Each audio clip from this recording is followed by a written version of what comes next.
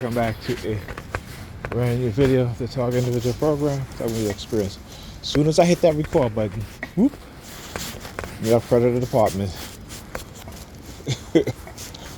As much as the more they threaten, try to intimidate me, is the more I record. They should know this by now. Whenever they get me in this mood, I record a lot of videos. But when they're trying to exert their will over me and to break my will, I just get more aggressive in exposing them. Now, you're gonna go over to the van right here. Look, she's coming. He's coming. Look at the license. Look at him. Look. Look. All right.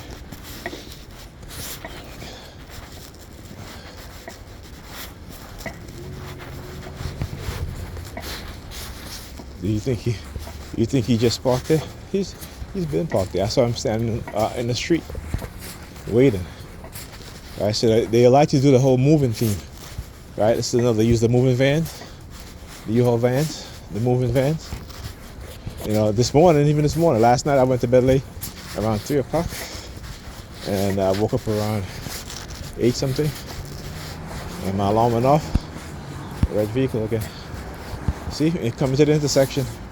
Red vehicle. So my neighbor started again moving furnitures. Right? Because what do we know as TIs when we're being targeted like this, right? A lot of TIs end up moving, thinking that their targeting is going to stop if they move from. That's what they want you to think. Right? So if you keep moving from place to place, again, the red jacket. Look, again, waiting. Look, you turn around. Wait, looking at it. I gotta laugh because I already know what it is that they do. Right? What do we know, right? So TIs end up moving from place to place, and their target and follow them. It don't stop because they send word. Remember, these are people who are part of a cult. Right? Remember, ultimately, religion started off as a cult, right? And what we have, all religions are now, they're still cults. They're just cults with hundreds of millions of followers.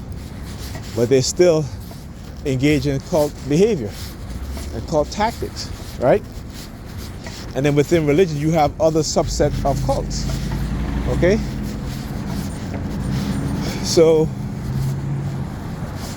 like I said, it's not surprising when you understand the behavior of cults, particularly religious cults, and the behavior that they teach their members.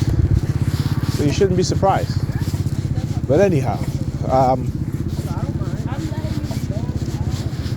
what was I saying before I veered off into what I was talking about? Anyhow, let me move on. So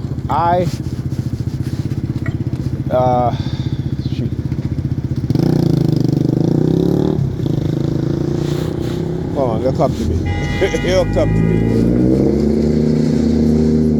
Right, anyways, if you read the book Cults in Our Midst by Margaret Singer, gives you, she was, even though she has passed on, but she done a lot of research on cults, right? She was a psychiatrist. She had a lot of interviews, a lot of experience in terms of giving therapy to people who were indoctrinated into cults and saw firsthand the destructive mindset which was created within those cult members, as well as the destruction that it caused to their minds and to their family. Okay, so she wrote a book on it. And like I always say, there was a hearing in Congress in the 1980s in terms of how cult use coercive persuasion to get their members to engage in, it's basically another form of brainwashing, to get their members to engage in destructive behavior, right? So many people think that it doesn't happen, right? So we all know about Stockholm Syndrome. We know about Charles Manson and his little cult and his following. You know about Jim Jones, which convinced, over 900 people to commit mass self-deletion, okay? And the CIA knew this, and so what they did is that they dismissed Margaret Singer as another psychiatrist, and they brought in 2 other psychiatrists to say that curse of persuasion does not work and people cannot be brainwashed.